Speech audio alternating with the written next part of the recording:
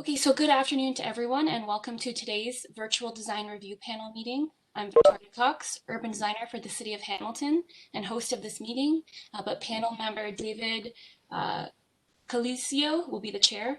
All panel members are in attendance today. In addition to the panel members, we'll have the applicant team, city staff, members of the public, and the media observing this meeting. This session is being recorded and will be uploaded to the DRP webpage. Just a reminder to please keep your microphones muted if you are not speaking. Thank you, David. You could please begin. Okay, thank you, Victoria. Good afternoon and welcome everybody to today's design review panel. Victoria, can you please confirm that this session is being recorded? It is. And are there any changes to the agenda today? No. Okay. Are there any declarations of conflict of interest for any panel members concerning this application? I'll take silence to mean that there is no conflict.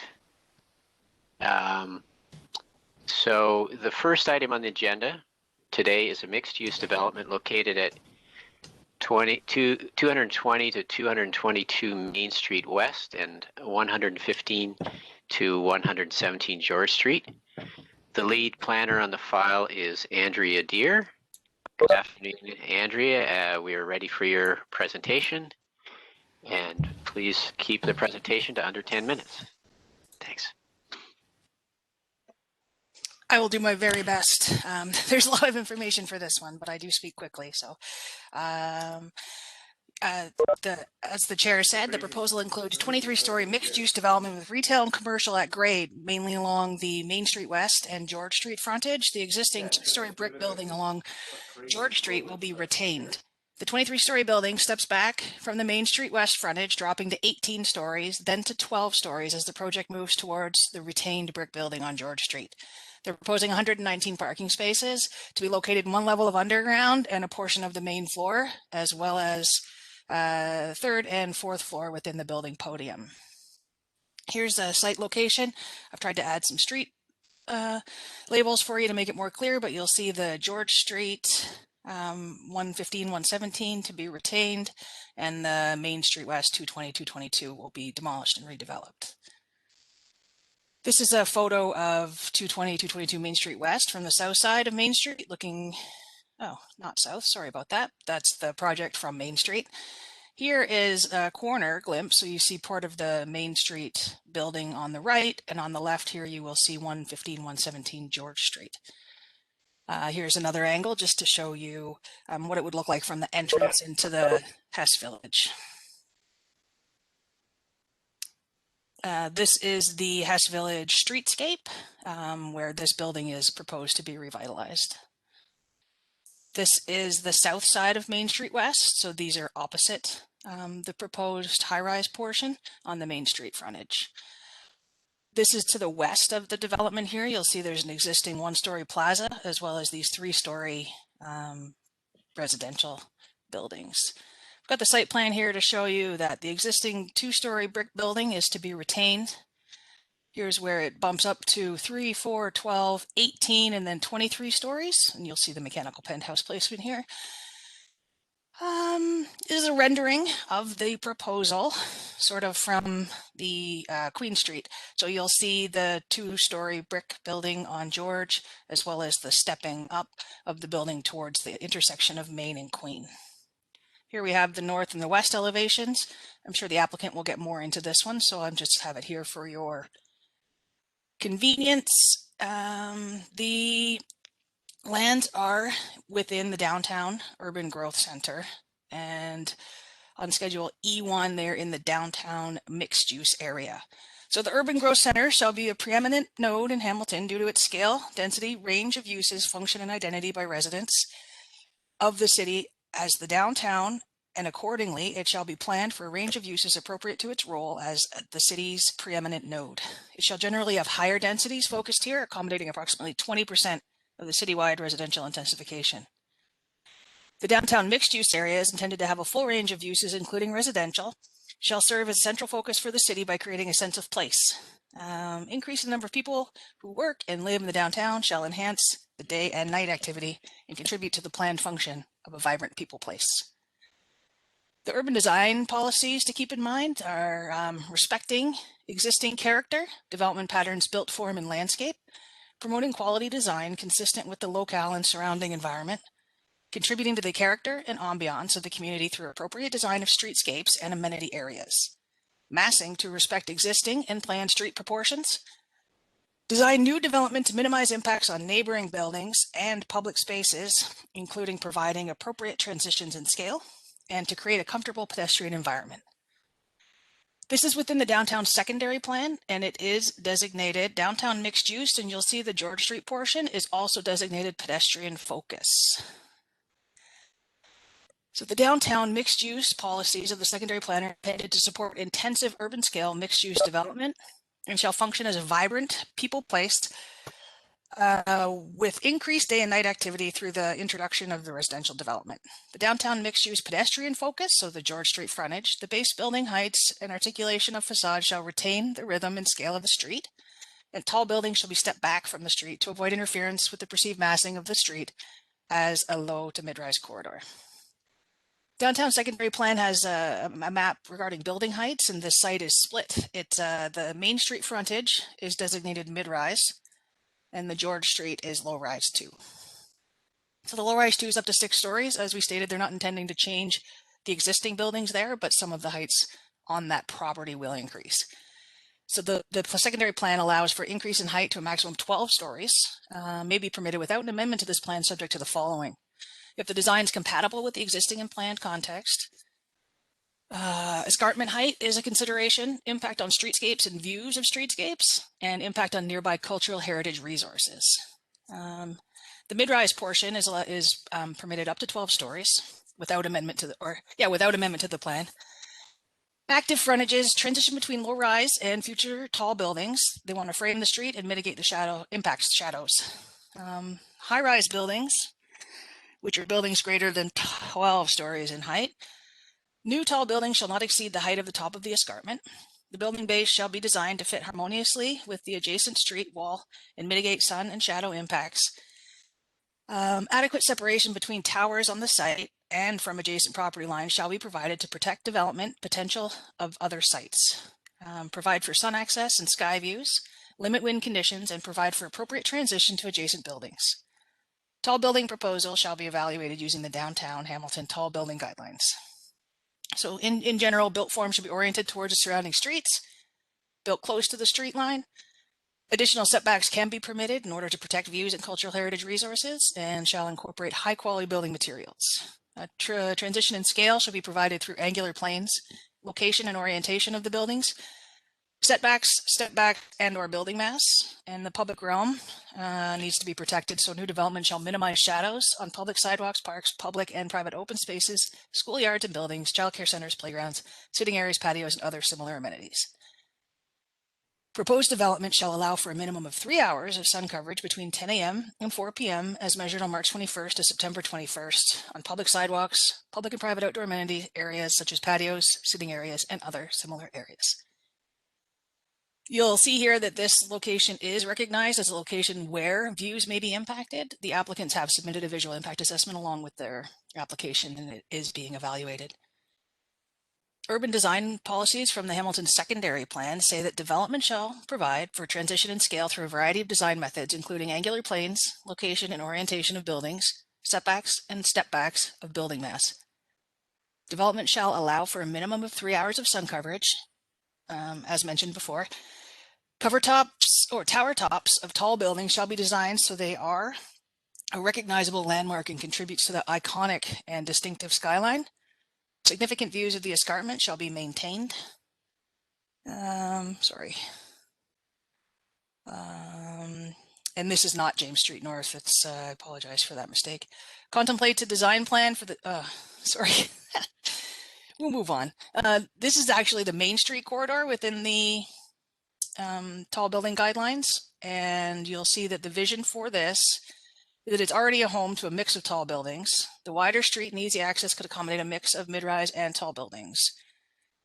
Buildings shall contribute to the creation of open space along the street through appropriately located amenity areas that contribute to the pedestrian environment on Main.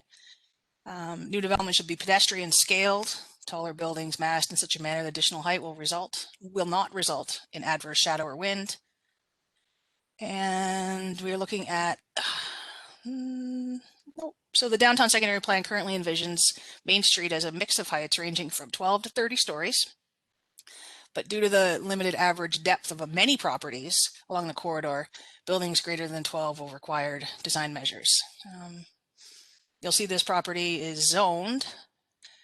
D2 is the zoning for the George Street portion, and D1 with the holding, which requires a cultural heritage impact assessment, is on the Main Street frontage. A cultural heritage impact assessment has been submitted and is being reviewed. So the lands located at Main Street are zoned downtown Central Business District 1, which permits the multiple dwelling and a number of commercial and retail uses with a maximum building height of 44 meters. And the lands located at George are zoned D2, which is downtown mixed use pedestrian focus zone, which permits a number of commercial and retail uses and multiple dwelling uses only above the ground floor to a maximum of 22 meters.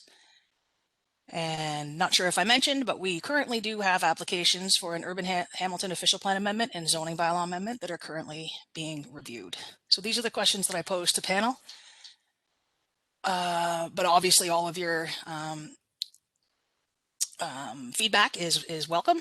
So what is the relationship of the proposal to the existing neighborhood character? Does it maintain and where possible enhance and build upon desirable established patterns of built form and landscape?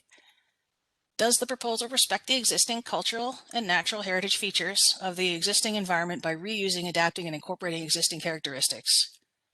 And does the proposal create a comfortable pedestrian environment by locating principal facades and primary building entrances parallel to and as close to the street as possible, including ample glazing on ground floors to create visibility to and from the public sidewalk? Does it include quality landscape edge along frontages where buildings are set back from a street? And is this development using design techniques such as building step backs to maximize sunlight to pedestrian areas? And that concludes my presentation. Thank you, Andrea. I guess we're ready now for the applicant to present their proposal. I'd ask that you please keep the presentation to under 10 minutes, and I'll give you a heads up just before your time's up.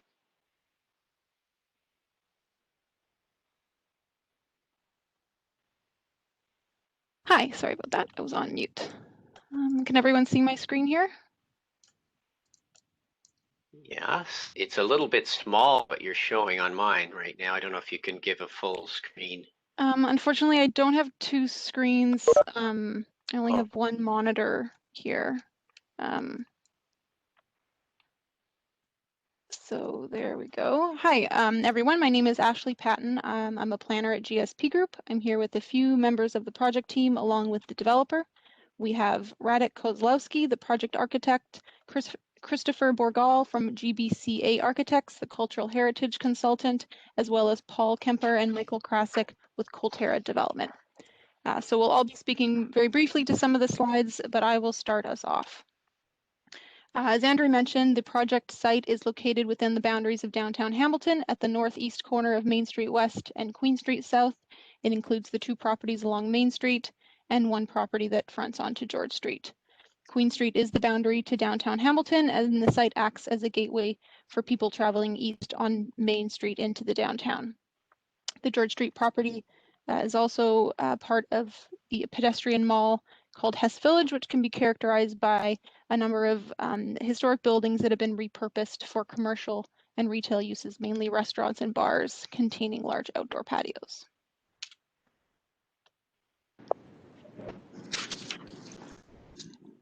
Hello, I'm Paul Kemper and I represent Colterra Development. I just wanted to say on behalf of Colterra Development and the entire team, it's a pleasure to present our vision for this development to everybody here today. We've been developing and building in Southern Ontario for over 25 years and have built dozens of mid-rise and high-rise buildings in different municipalities. we're excited to participate in the redevelopment of this node, and we see this node changing materially over the next decade. But the slide in front of you, and I don't know if everyone can see it, the project that we're speaking about is front and center highlighted with the red.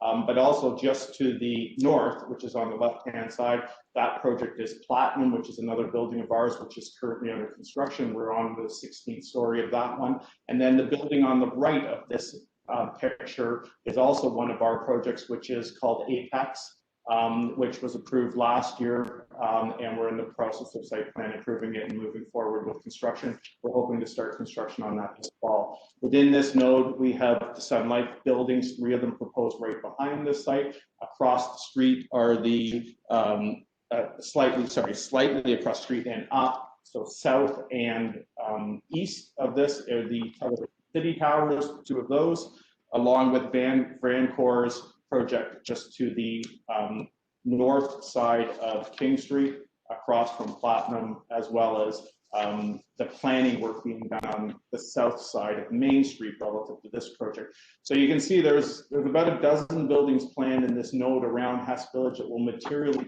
change this, as we see as the gateway to the downtown core, along with the gateway to Hess Village and revitalization of that node. So with that, I'll pass that back to Ashley. Look forward to presenting this. So the design of the site has evolved over the last 2.5 years since the initial concept, which only for the George Street property. The first concept included the demolition of the existing building, and the lot was too small to provide adequate parking. A pre-consultation submission was submitted in early 2019, which was for all 3 properties, but the design was challenged by the requirement of a vehicle access on Main Street, which was not supported by staff.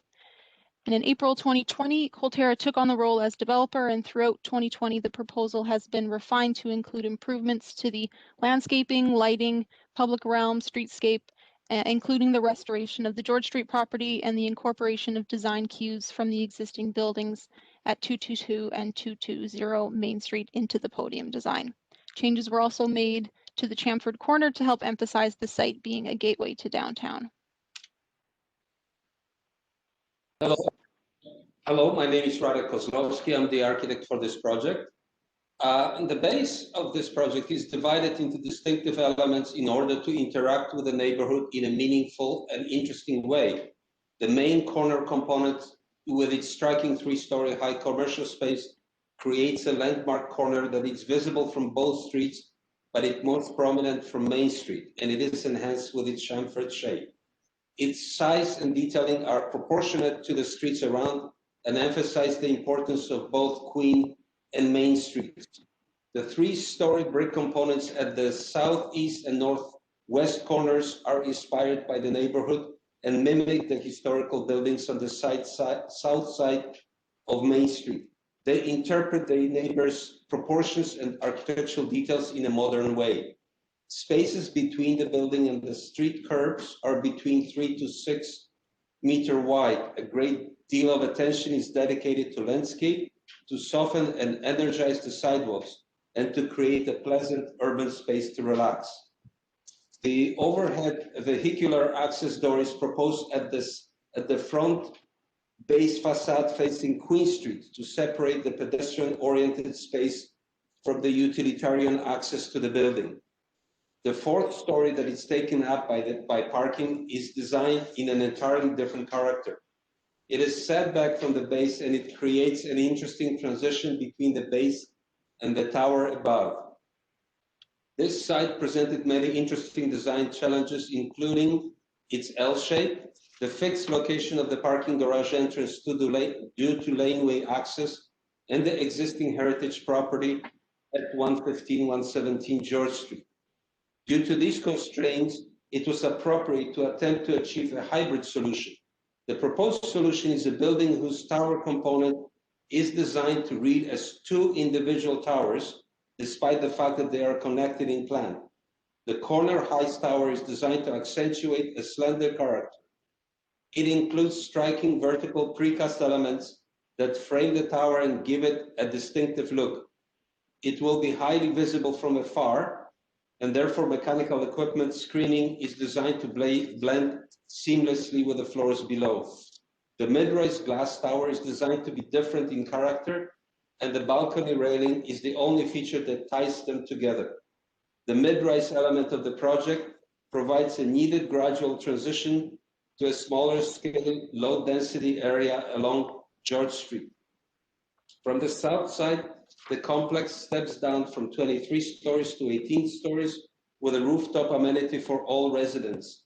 From there, it steps further down to 12 stories, then 5 and 4, and ultimately to join with a completely restored building at 117 George Street.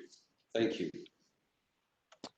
So as Andrea also mentioned, the policies in the Downtown Hamilton Secondary Plan and Urban Hamilton Official Plan that speak to transition and compatibility have been key in the evolution of the proposed massing, particularly towards Hess Village. To meet the intent of these policies, 4 distinct masses are proposed as Radek touched on: the existing low-rise 2.5-story building and large outdoor patio street, the 3-story building base that wraps around Queen and Main, the northern mid-rise portion on floors 5 to 17 in orange there, and the Point Tower mass along Main Street on floors 5 to 23. As Radek also mentioned, the north and south elements are designed to be perceived as 2 separate masses despite being connected via a common floor plate. And the masses are differentiated by those step backs as well as building materials to help minimize the visual impact of the proposed massing, which you can see on images by the images on page 22 of the package, particularly view 6 when viewed from the interior of Hess Village. I'm Chris Borgel. I'm the heritage consultant on the project. And in looking at the project first, there was some consideration of the buildings, the 2 buildings on Main Street, which are old but heavily renovated. The original intention of the project was to actually overlap or originally actually remove this building on George Street, 115 to 117 George Street. But in evaluating this building, we found that it is identical to the building immediately to the east and presented significant potential for full 3-dimensional restoration, which is something that would have been seriously compromised by placing the new development on top of it. So by shifting the building towards Main Street and by fully exposing this building, we have a much better, more satisfactory solution for the Hess Village and have the advantage of a proper restoration of the building rather than a building which is subsumed by new development, which becomes simply a small part of it's just a remnant.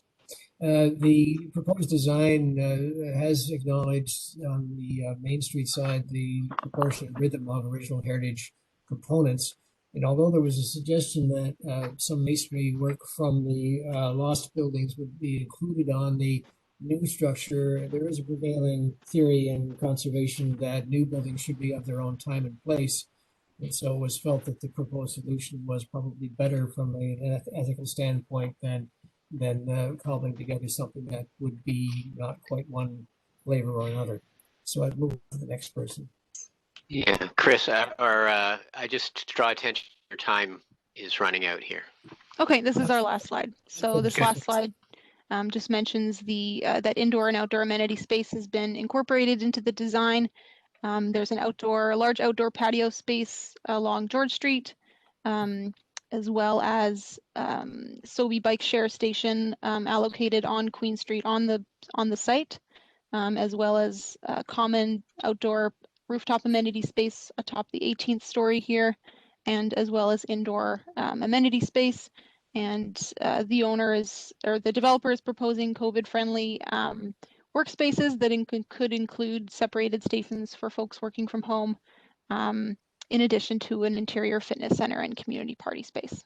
So that concludes our presentation, and we're happy to move on to the question period. Thank you. At this time, we provide an opportunity for each panel member to seek clarification on any points that may require further explanation. So I'd ask the panelists to hold their comments for the discussion afterwards. And for the first person is Jana. Thank you, David. I just was wondering, I'm sorry if I missed this. I know you said the 4 stories parking. What is the second and third story look like in terms of parking? Is it the whole floor plate, or are there active uses, or well, at least units or something along the street edge of the facade, or what is happening there? That's my first question. And the second one is in terms of the escarpment. What is the height and comparison at this time of your building to the escarpment height? Yeah, I can answer that. Along Main and Queen, the second and third floors are parking. The George Street is all commercial, but it is parking facing the street along Queen and Main. And to your second question, the escarpment height, the top of the tower, the top of Mechanical Penthouse is at the escarpment height, which I believe is 190 meters above sea level at this location. Thank you very much. That's all from me. The next question should come from Dana. Hey, David, my questions have been answered by Yana's questions. Thank Zoe. you, Yana. Thanks, David. I have a few questions, mostly focus on the heritage buildings, but one specifically about a building that is outside of the scope of work on Hess Street. The south elevation is showing the proposed building elevation, and adjacent to it on the east side, it's showing the heritage building fronting Hess Street. Is the distance between the back of that heritage building and the east face of the proposed building accurate? Is it really that close is what I'm asking? Yes. It is. Okay. Because that seems quite different from the property boundaries that are being shown and the distance to the back of the heritage building. So is the site actually larger than what is shown on the aerial site plan? That's for the architect. Yeah. That's a question for you. Perhaps you can pull up the site plan, the one ground floor plan that you had. Or yeah. Or the aerial photo that shows the outline of the site, which I think is the. Oh, no, not that one. Hi, this is Paul Kemper. No, all of the drawings are to scale and do show it as it's drawn. So the site plan, the aerial shots, and 3Ds are done and they're coordinated, so they're accurate. Okay, can we go to the south elevation?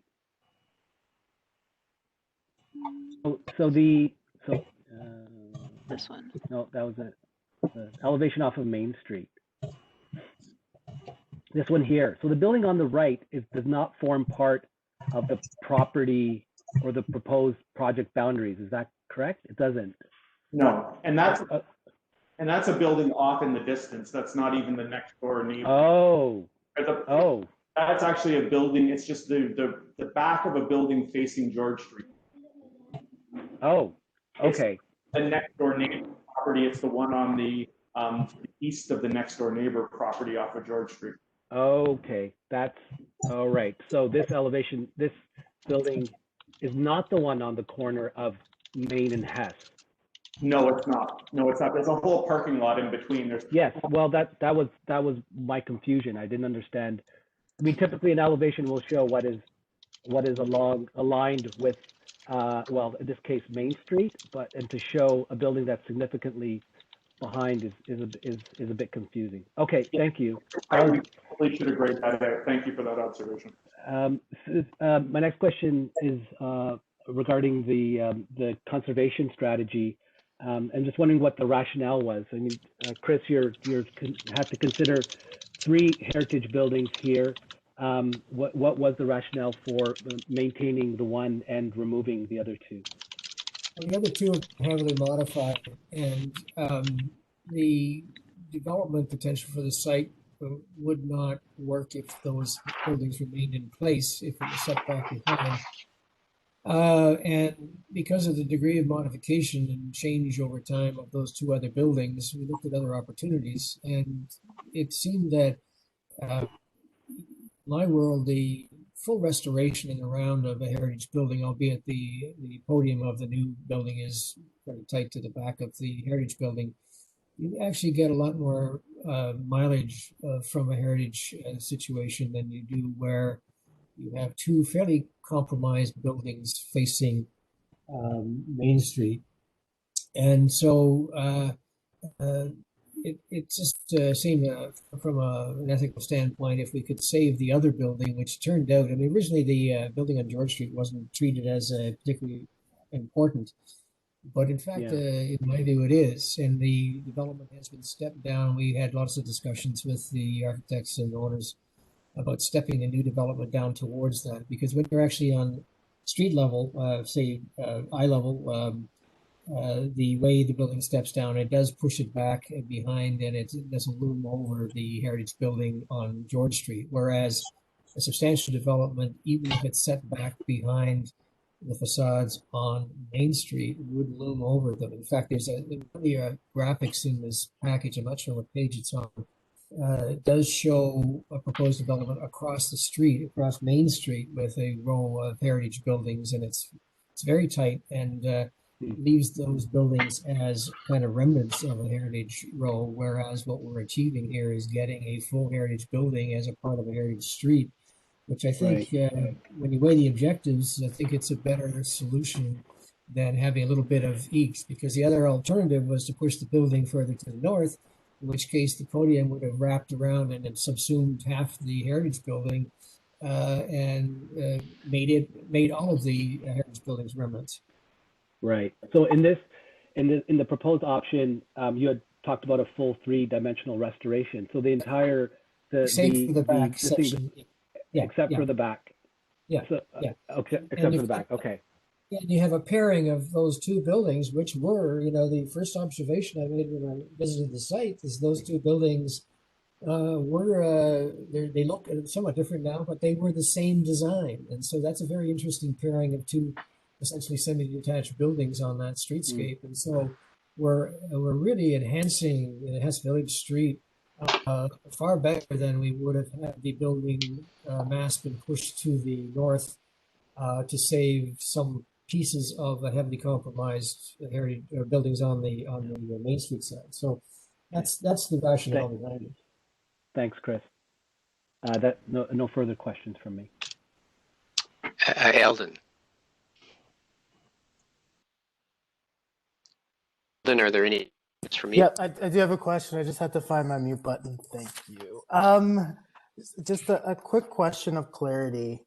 I'd like to understand from the applicant why the choice to go 4 stories up in parking and only 1 story below grade rather than pushing the parking below grade. Yeah, Paul Kemper here. Thank you for the question, Alden. This site is a challenging site here. That we have an L-shaped site that's relatively narrow on the fronts. The transition of ramps combined with the fact that we need to provide I think it was mentioned before, the entry point to the parking is a fixed point on this development because there is a laneway with serving and access to other sites. All of those factors combined that the layout was conducive to parking above grade as it's designed, and is similar to the other projects that we've built. Queen Street is, Platinum, which is the corner of King and Queen that we have under construction right now, is designed in the exact same function and way as this building is. Thank you. Any other questions, Eldon? That's it. Thank you, David. Jennifer Sison. Thank you. So my question is about the east elevation. It looks like you're showing about 4 stories above grade that are kind of a blank facade. I was wondering if you could kind of speak to the intent of that area. Yeah, from our perspective, that we've noticed that as well, and we're open to suggestions and trying to present that in a way that's appropriate. The idea is that there will be future development that will affront that side of the building. So how do we treat it in a transitional use until that happens? So we have been looking at that, but we haven't concluded on, at least in our minds, what the best way is to handle that yet. Thank you. That's all from me. Ted, do you have any questions? Yeah, that's a question for Christopher. I assume, and I haven't read the entire impact assessment, but I assume it was really focused on the site, the conservation or not of the existing buildings. And I'm wondering if you could comment or render an opinion on the relation of this development to Hess Village, which has a number of heritage buildings. It has open sidewalks, patios that people are using. What do you feel from a heritage perspective, looking more globally at the city of Hamilton, that this building and this location, with its massing and orientation, what do you feel that the impact on Hess Village would be? Well, I think that there's a tremendous amount of development and height being created in this particular area. So it would appear, regardless, there's going to be a impact on Hess Village. However, when you put yourself, and usually I suggest the drawings get done from 5.5 feet, so instead of higher, so that you can actually see the massive tower should recede behind the heritage buildings to allow a sense of a zone that is heritage. And in this case, I think there was if I remember correctly, there was a permitted density on that location, on that street, of something like 22 stories or 22 meters, I guess it was. So what's happened here is that the whole thing has been pushed back the full depth of the heritage buildings and then stepped up from there. So it recedes from view when you're on the street. So inevitably, in Toronto,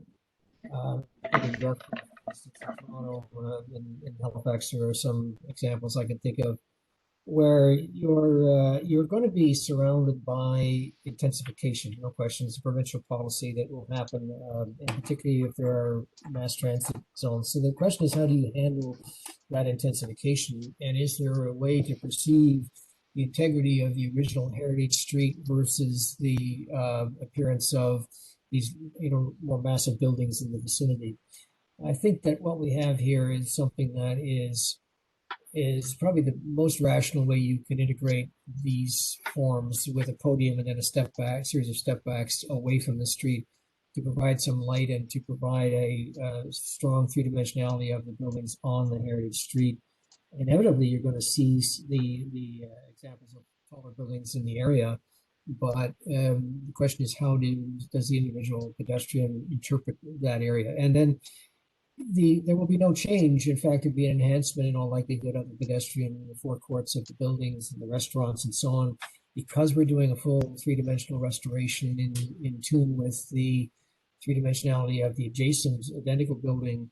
I think there would be a considerable enhancement of that street as a very special zone within Hamilton.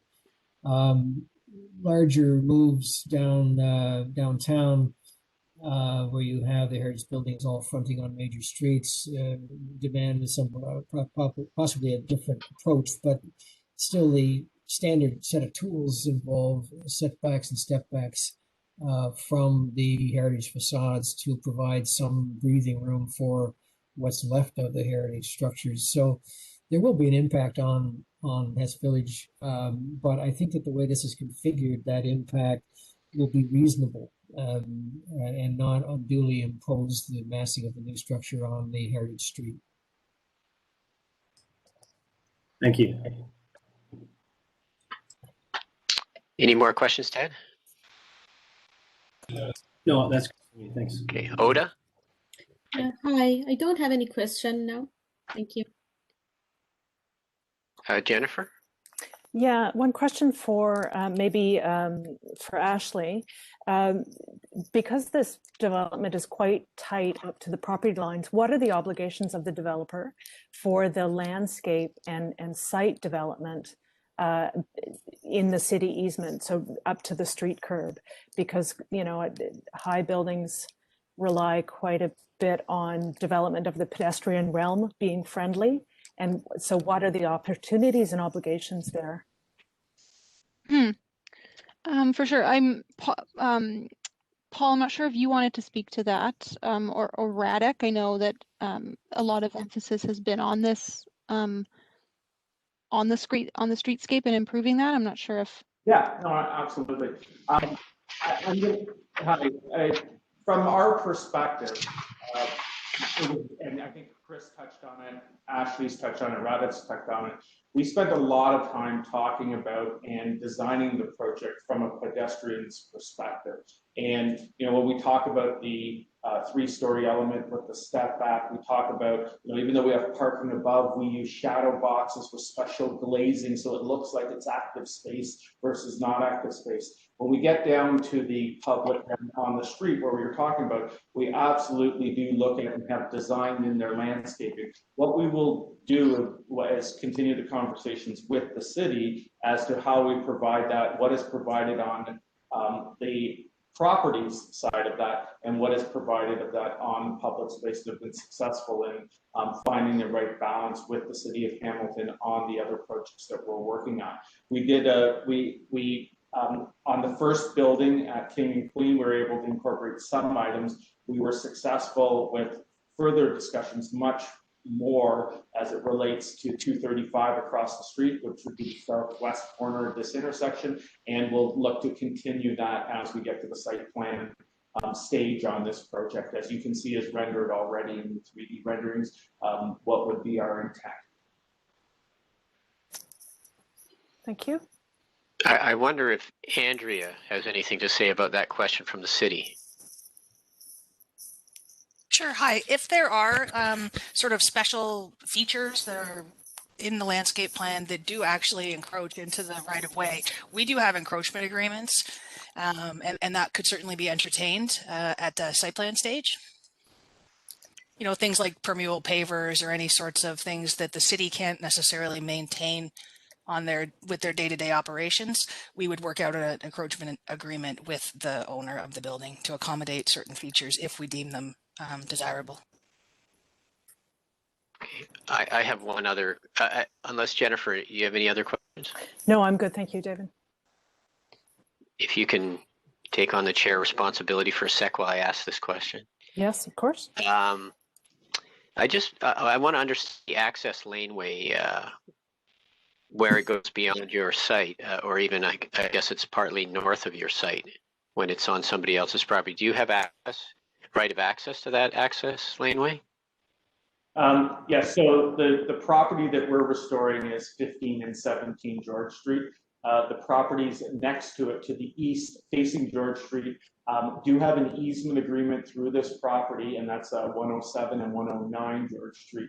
And our intention is to provide access still through the building to that property. That's the only property along this way. There's actually a laneway right now between all of these properties, but the other ones have legal access to Hess Street directly, not through to Queen Street. So only the one property will access through here. I guess maybe I should rephrase my question slightly. Do you have access from your property to that laneway at the north, I guess, northeast corner of your Main Street portion, like the property that's south of the or I guess the part that is wider, on the east corner there? So the northeast corner, or where the laneway is?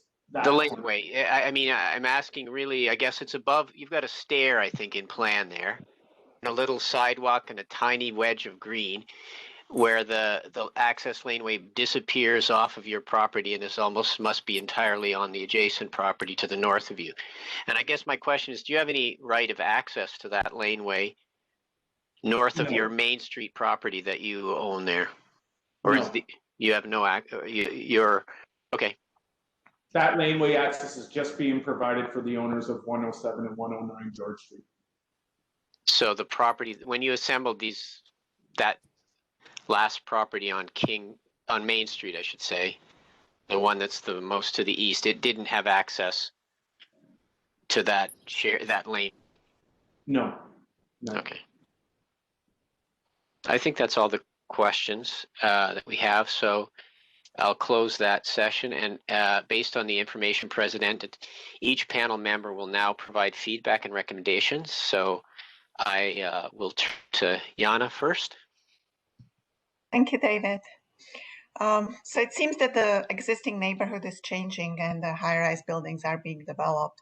So I think that any new high-rise development will add to this change, and it will be very difficult to maintain all the established patterns, at least in regard to the property fabric and scale. So we really need to focus on the appropriate build form, the uses, and the pedestrian experiences to make this development work within those patterns of Hess Village. The build form of the same height as approved on the other corner seems reasonable, and I like the higher form being positioned at that corner. However, even with the stepping of the building, of the build form down toward George Street, the proposal ignores the floor plates as established in the tall building guidelines. And I think that the design as proposed would result in too extensive massing, and therefore the floor plates should be reduced significantly. And I think that would also help with creating a more sophisticated, more sleek building as the gateway feature, that recognizable landmark mentioned in the policy documents. I find the preservation and incorporation of the heritage building as a very positive element of the project. I also like the backdrop of the dark brick. I will let the experts do that, but I do like the solution. I think it's very elegant. That said, I think that the podium really needs to stop at that level, just 3 stories, because at least at this side of the building, the historic building needs more air, I think more breathing room. The 4th level does not help with the architectural expression of the entire building, and it also doesn't help the heritage building, in my opinion. Also, the stories up to the 12th level are very close to the historic structure. And I know that this lower part is rendered as glazing, which always looks very nice and airy and transparent and light on the renderings. But usually in reality, it creates the exact same massing, right? So there really should be more breathing room for the heritage structure above the 3rd level on this side. I would also strongly suggest to eliminate the 4th to 11th story in this area, and also lower the 12th to 17th story portion to comply with the floor plate requirements and provide better proportions of the build form. And one element which clearly doesn't respond to the existing patterns from my point of view, or the policy context of the pedestrian-friendly streets, is the lack of permeability at the ground level, lack of active uses and active relationship with the street along Queen Street South. So even if parking is provided within the ground floor, it cannot be located right behind the main wall of the building. There really should be active street uses, at least at the ground level. Although I would strongly suggest that in downtown context, even the higher stories should have residential units facing the streets. The parking really must be either underground or completely covered by commercial and residential uses in the downtown. And as proposed, there is no other use than parking facing Queen Street South. So I don't think that the extensive landscaping which is shown on the city's lands will really help with the hostility of this environment. Not just because it's on city's land, so there might be utilities underground in that boulevard, but generally it's just not a good practice to screen an undesirable use by landscaping. And the last comment I have is I would strongly encourage you to enlarge the corner retail area. I think the 83 square meters doesn't seem like a very viable space. That's all for me. Dana. absorption based on market rate? Hello. So this is an exciting proposal. The context is very much in a downtown setting. It's very much an area of transition. And if you look around, you see a lot of other tall buildings. So I do think this is a good location for a tall building. Personally, I like to look at the tower design guidelines to determine whether a proposal fits on a property or on a site. And my main concern with this proposal, along with the floor plates, is tower separation. Now, you're proposing 5, 5, and 1 meter from the interior lot lines, where 12.5 is required. And I just think it's unfair to put the onus on the developer, the other site, to place their tower in a specific location. Given this is a downtown setting and we will see development on the other parcel, we shouldn't be encumbering that site. So my thought is if you go lower on the floor plate from 900, maybe down to something around 750 that meets the guidelines or less, you'd be more successful in achieving that tower separation. You'd have a much more compact floor plate that would have probably a lot more favorable shadow and wind impacts on the public realm, which is critical considering you're in a very pedestrian oriented area, considering the adjacency to Hess Village. So if I move down from the tower to the podium, I agree with Jana's comments around the ground floor, the active uses, specifically on Queen Street. I noticed this along Queen Street is your area where you have decent wind conditions, so you do want to have active use. I noticed in Andrea's conversation around the podium and the rhythm that's required to be consistent. I just don't feel that the podium having a lot of parking really kind of echoes the rhythm of the area in terms of the design, but also in terms of the activity that's expected there. I would agree that in a downtown setting, having ground floor parking is a no, but specifically on the upper levels, that should be wrapped with either commercial or office uses adjacent to the street. And my last comment is just around the corner feature and the amenity area that you have at the corner. You have patio seated shown there in the rendering, and it just shows it as an area of standing wind condition. It might not be the area that we want to focus on locating, you know, a seating area. So consider that. Thank you. Joey. Thanks, David. Thank you for the presentation. I think what was interesting about this one in comparison to the others that we have seen is that we start to get a real sense of how this area will look like. And it was good to get an understanding of the work that a lot of the work that Calterra is undertaking in this area. And also understanding that this work and the intensification of this area will very much assist in the revitalization of Hess Village. And in some ways, I think this relationship will be reciprocated, and the value of this building and people wanting to live here will be its proximity to Hess Village. So the difference with this project and some of the other ones that other owners and Calterra is taking on is that it is located in very close proximity to Hess Village. And this particular project will really need to consider this, as it has been, as the preservation of Hess Village is critical. So I'm going to echo a little bit, and I know some of some of the comments that my colleagues have already made, and I know there will be more comments on this from my other colleagues, and in particular, look at the policy that states that the proposed massing is to respect the existing. The proposal does consider this overall, but there needs to be significantly more consideration of this relationship, and in particular of the transition between the retained heritage building and the new building. I mean, Chris had brought up the allowance for breathing room, and I can understand how that has kind of formed part of this process and allowing as much breathing room as possible. But my recommendation is that a lot more breathing room is permitted.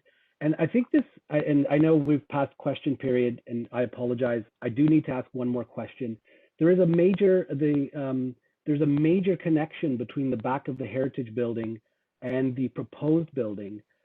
Is there a reason for that? What is the proposed programming for the heritage building?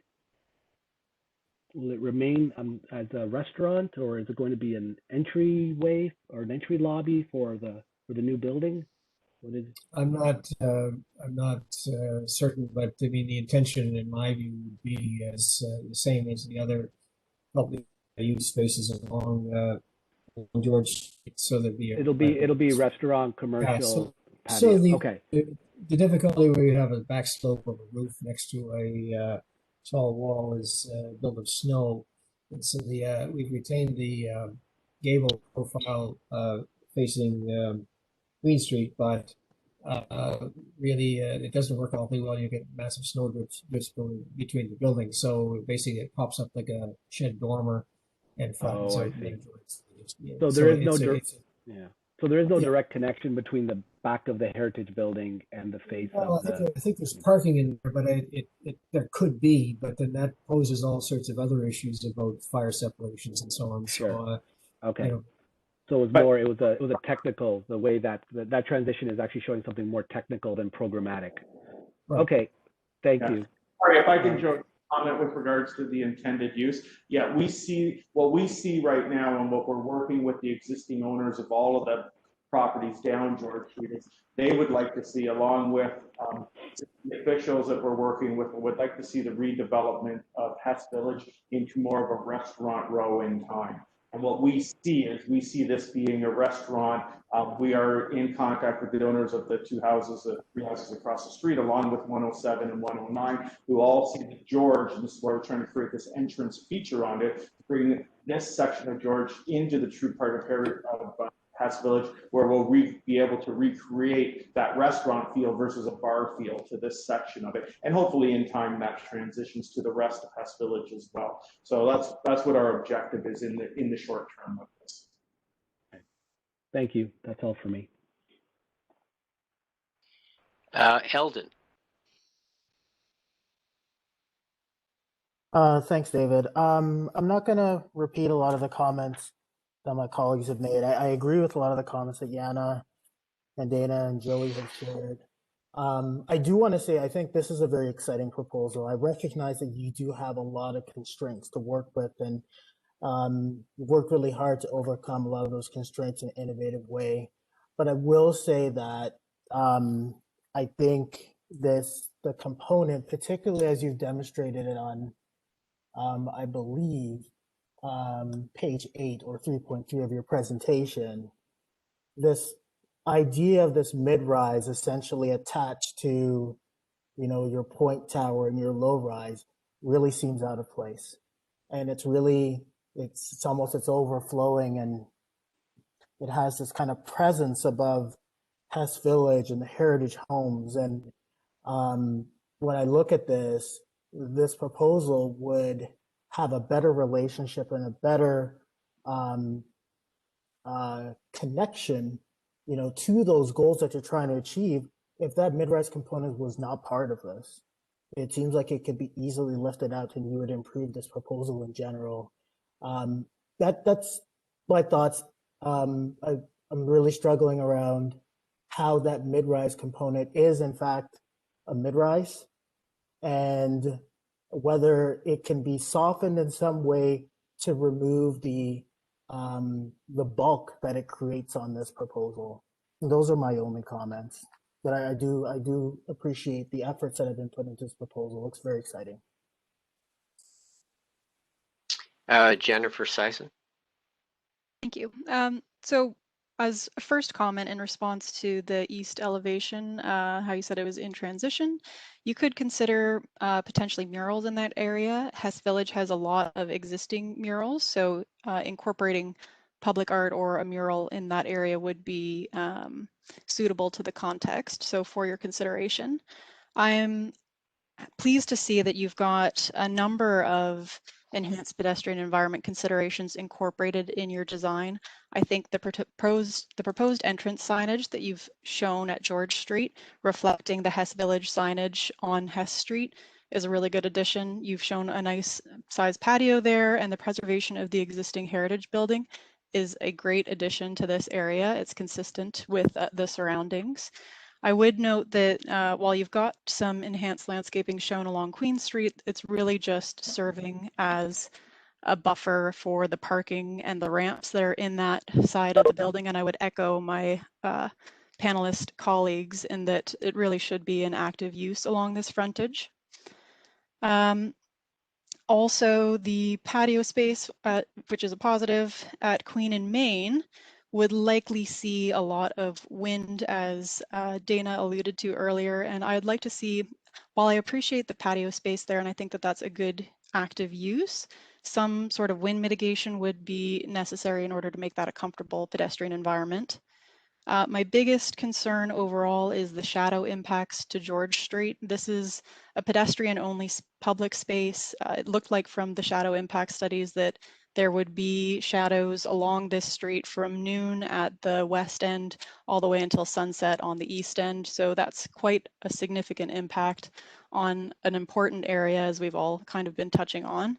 I think it would be better if there could be some setback, perhaps applying a 45-degree angular plane from George Street could be looked at to reduce some of those sun impacts. It may also help with some of the wind impacts that are happening both in this area as well as at the corner of George and Main, or sorry, Queen and Main. And I'd like to see that incorporated into your design. I think that's all I have. Thank you. Ted.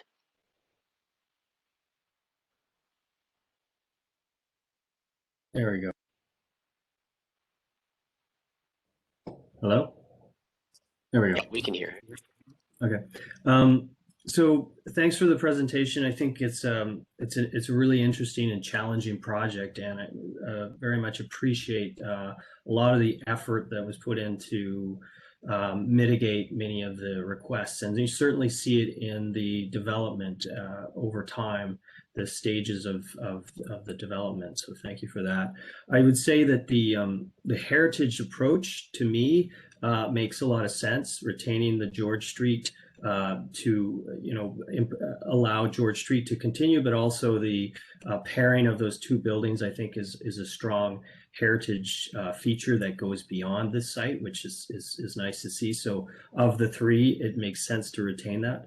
I also appreciate the level of articulation and thinking that's been put into the base in terms of its depth, its materiality, the references to the existing buildings. I wonder if some of that could be pared down or consolidated to be a little more legible, but I do think that it's going to create a scale and a character that's appreciated in terms of its materiality. I think the big challenge I'll just stay high level because a lot of good comments made already, but is the relationship of this building to Hess Village. And if you look at the two developments immediately north and south, they're both 23 stories roughly. So this is the character of this neighborhood. The difference for this project is that it's immediately to the south of Hess Village, and the shadows that are being cast, I think, are really significant and have a significant impact on that site. And it's really only this building or the one east that are going to impact that space. So it's a double-edged sword in that Hess Village is part of the draw for people who are going to live here, and that's the scale of this character. The character of the scale of this neighborhood is appreciated. So I would suggest that this height and the density should come down, and it should think about how it mitigates its verticality to the village, and also its shadow impacts into the village. So that's one main point. The second one, and I think this is, to me, is paramount, is the base of this building should be habitable space. It could be townhouses along Queen Street that are 3-story walk-ups. It could be offices, but to have just retail on Main Street and then what is in effect a blank facade to Queen Street is not going to retain the character of what is a very unique part of the city of Hamilton. Across the street on Main Street, there's a great row of Victorian houses that are offices. There are 3 stories. Down the street, Queen Street, there's residences. Hess Street is all about a series of small scale developments. So I think that entire base should really be habitable space, and the parking should be below grade where it belongs. And that then allows for justification of greater density and height on the site, in my opinion. Thank you. Hoda. Hi, I really thank you for the presentation and the awesome design that you have done, especially on George Street. I really like what you have done, and that would be add lots of value to the project. My concern about the George side, again, like my other colleagues, it's the shadow effect, and as long as most of evenings and afternoon there are shade along the Hess Village, so I was thinking that's the most time that people want to go there. So having the shade on that's the most concern for me. And the rest of that, I echo my colleagues about the base of the building, especially along Queen Street, to be more active. And also about the transition between the heritage building and the proposed building, the mid-rise building to be more adjusted, a bit lower to have the light transition. So that's it from me, and thank you. Jennifer Mallon. Hi. I echo many of my colleagues' comments, so I won't go on. The 2 concerns, though, I do support the concern for the bulk of the tower. And really, this is a tall building, so we should be looking at the tall building guidelines for setbacks and floor plate indications. And I also have a concern along about the pedestrian engagement along Queen Street. Main Street is activated by a lot of entry and articulation, but Queen Street really is just a facade that's covering parking, and I think there's an opportunity for far more pedestrian level engagement. That's it for me. David? If you could take the chair. I have to admit, I'm once again the last one here, and I'm not got any brilliant additions here to this conversation. I agree essentially with what everybody else has already stated. I think I commend you with the investigation that you've done on the lower levels and the heritage approach that you're taking there. It's very sound, I think.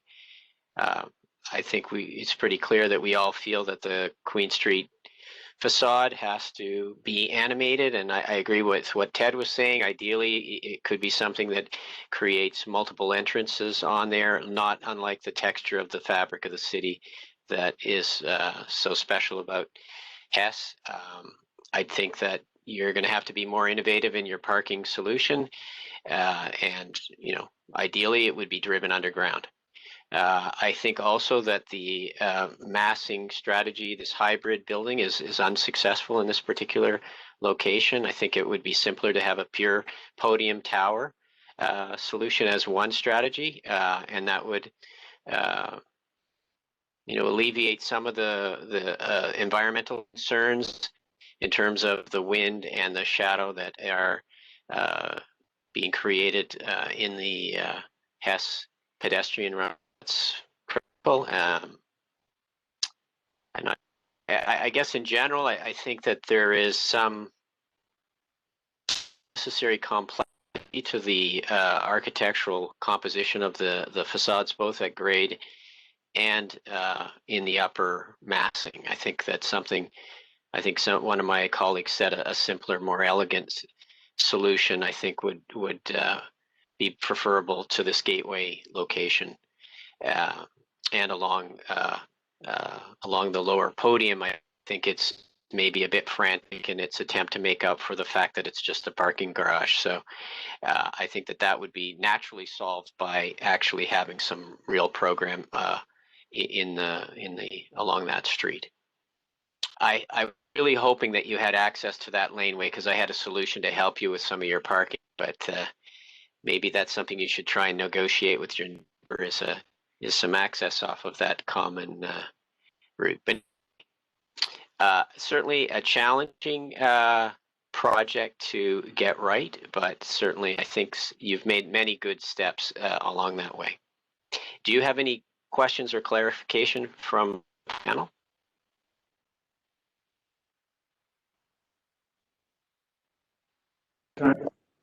Sorry.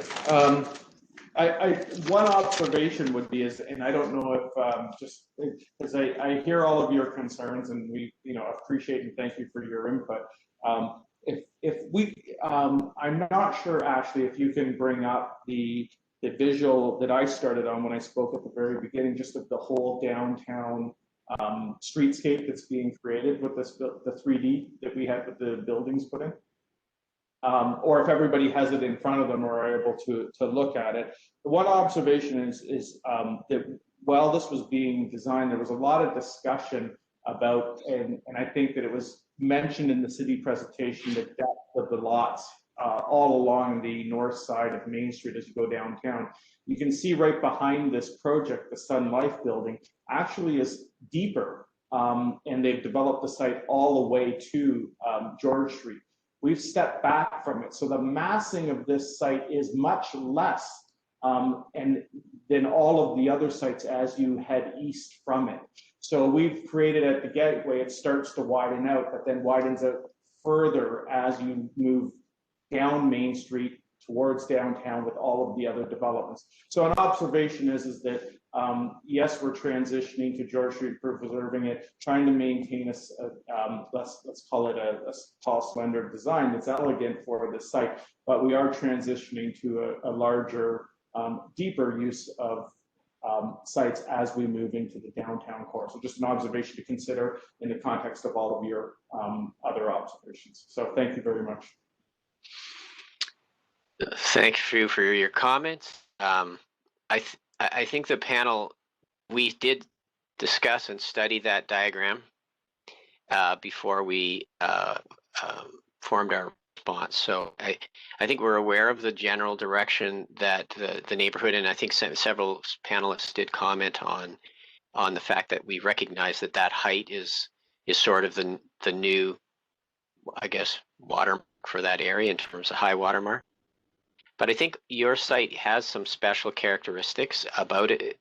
Its position relative to Hess Village warrants a smaller footprint, and also, to be straightforward, some of the other developments are not necessarily worthy of emulation. I don't know if there's anything else. Any other questions?